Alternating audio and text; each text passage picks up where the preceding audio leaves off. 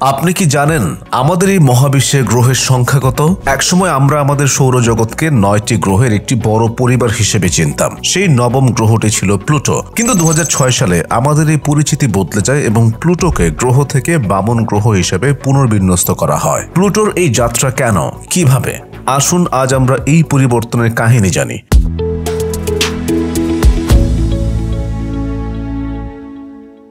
1930 সালে ক্লাইড টমবাউ যখন প্লুটো আবিষ্কার করেন তখন সেটি একটি বড় গ্রহ হিসেবে চিহ্নিত করা হয়। প্লুটো ছিল একটি বরফাচ্ছন্ন ছোট আকারের বস্তু যা সূর্যের চারপাশে একটি দীর্ঘায়িত কক্ষপথে প্রদক্ষিণ করত।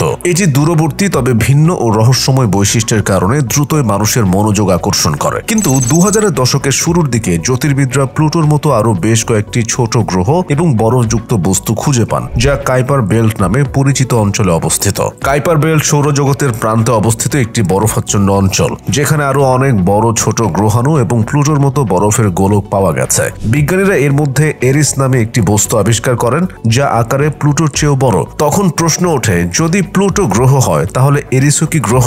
এমন হাজারো বস্তু খুঁজে পাওয়া গেলে কি আমরা তাদের সবাইকে গ্রহ বলবো? এই প্রশ্নের উত্তর খুঁজতে 2006 সালে আন্তর্জাতিক জ্যোতির্বিজ্ঞান সংস্থা বা IAU একটি বৈঠকের আয়োজন করে। তারা সিদ্ধান্ত নেয় গ্রহের সংজ্ঞা পুনর্বিবেচনা করা হবে যাতে সৌরজগতের প্রতিটি বস্তুকে সঠিকভাবে শ্রেণীবদ্ধ করা যায়। এই বৈঠকে IAU গ্রহের জন্য 3টি প্রধান শর্ত নির্ধারণ করে। শর্তগুলো হলো, গ্রহ হতে হলে সেটি সূর্যের চারপাশে প্রদক্ষিণ করতে হবে, মাধ্যাকর্ষণের শক্তিতে নিজের আকারকে গোলাকৃতিতে রূপান্তর করতে হবে, নিজের কক্ষপথের আশেপাশে অন্যান্য ক্ষুদ্র বস্তুকে সরিয়ে একক কক্ষপথ বজায় রাখতে সক্ষম হতে হবে। প্লুটো প্রথম দুটি শর্ত পূরণ করলেও তৃতীয় শর্তটি পূরণ করতে ব্যর্থ হয়। এর কক্ষপথের আশেপাশে আরো অনেক ক্ষুদ্র বরফাচ্ছন্ন বস্তু রয়েছে যাদের সরানোর মতো ক্ষমতা তার নেই। তাই এই নতুন সংজ্ঞা অনুযায়ী প্লুটোকে গ্রহ না বলে বামন গ্রহ বা ডর্ফ প্ল্যানেট হিসেবে চিহ্নিত করা হয়। প্লুটো এখন একটি বামন গ্রহ আর এর দলে রয়েছে এরিস, হুমিয়া এবং মেকমেকের মতো আরো কয়েকটি বস্তু। কাইপার বেল্টের এই নতুন বামন গ্রহেরা আমাদের কাছে সৌরজগতের একটি ভিন্ন দৃষ্টিভঙ্গি উন্মোচন করেছে। প্লুটো আমাদের নবম গ্রহ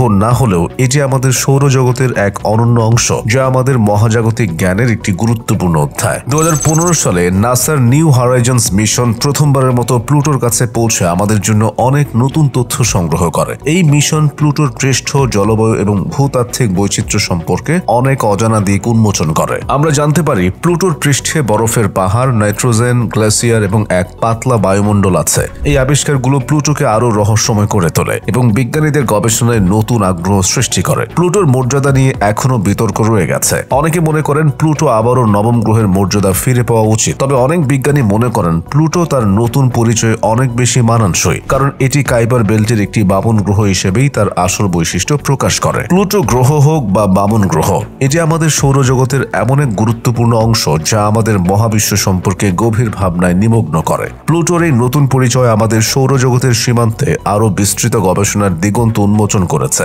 আজ প্লুটো আমাদের কাছে একটি বামন গ্রহ হলেও এটি আমাদের মনে চিরস্থায়ী হয়ে থাকবে। এটি আমাদের শেখায় যে মহাবিশ্বের প্রতিটি বস্তুর এক নিজস্ব পরিচয় আছে যা আমাদের জ্ঞান ও গবেষণার পরিধিকে আরো বিস্তৃত করে। এই মহাবিশ্বে প্রতিটি ক্ষুদ্র বস্তু, প্রতিটি গ্রহ আমাদের কাছে অত্যন্ত গুরুত্বপূর্ণ, কারণ তাদের প্রতিটি আমাদের মহাবিশ্বের বিশাল এবং বিস্ময়কর গল্পের অংশ।